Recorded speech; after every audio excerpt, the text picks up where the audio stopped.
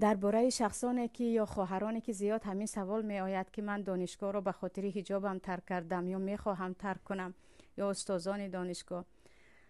عزیزان، عمر خیلی کوتاه است که این را همیشه من ذکر می کنم و الله می گوید یا عبادی الذین آمنوا ان ارضی واسعه و ایای فاعبدون.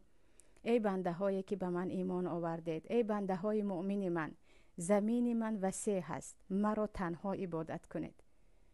یعنی وقت در جایتون، در جایی که زندگی میکنید، مرا عبادت کرده نمیتوانید، زمین من وسیع است و جای دیگر بروید. وقتی در جای کارت نمیتوانی عبادتت را بکنی که بندگی تو با 5 وقت نماز است و خطر بی نمازی تو جایی هست که بعضی علما میگن این انسان مسلمان است یا کافر است، شک دارند و اختلاف در این باره هست.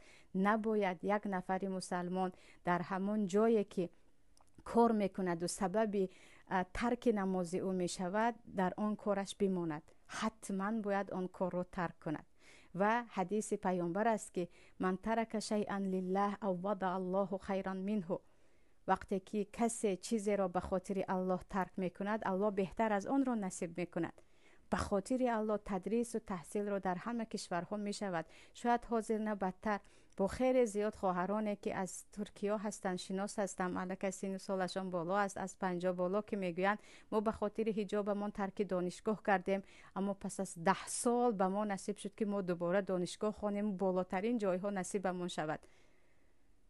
یعنی شما به خاطر جای کار، به خاطر خواندن از بحر حجاب خود میگذارید، از بحر نماز خود میگذارید، اما بیخبر هستیم که کار ما، جای تحصیل ما هرگز به ما نه در دنیا نه در آخرت یگان فایده رساندن نمیتواند.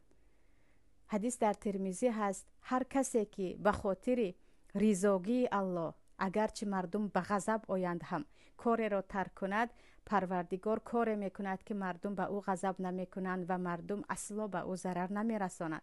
برعکس هر کسی که به خاطر رضایت مردم کار را انجام دهد که الله را به غضب بیاورد، الله او را به مردم حواله میکند، دیگر به او کار ندارد. و میدانیم که حال ما اگر به مردم حواله شود چه روز بالای سر ما می آیند.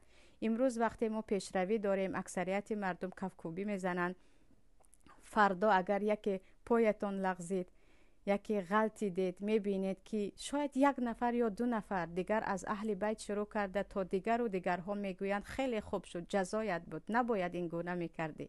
مردم همین گونه هستند. مردم همیشه دست ما رو گرفتن نمیتوانند. کی نباشند، هم جای کارمون باشد، هم جای تدریسمون باشد، هم اهل بیتمون باشد، هم یگانه این پروردگار است که با نصرت خود، با کمک خود میتواند که ما در دنیا و در آخرت سربلند باشه.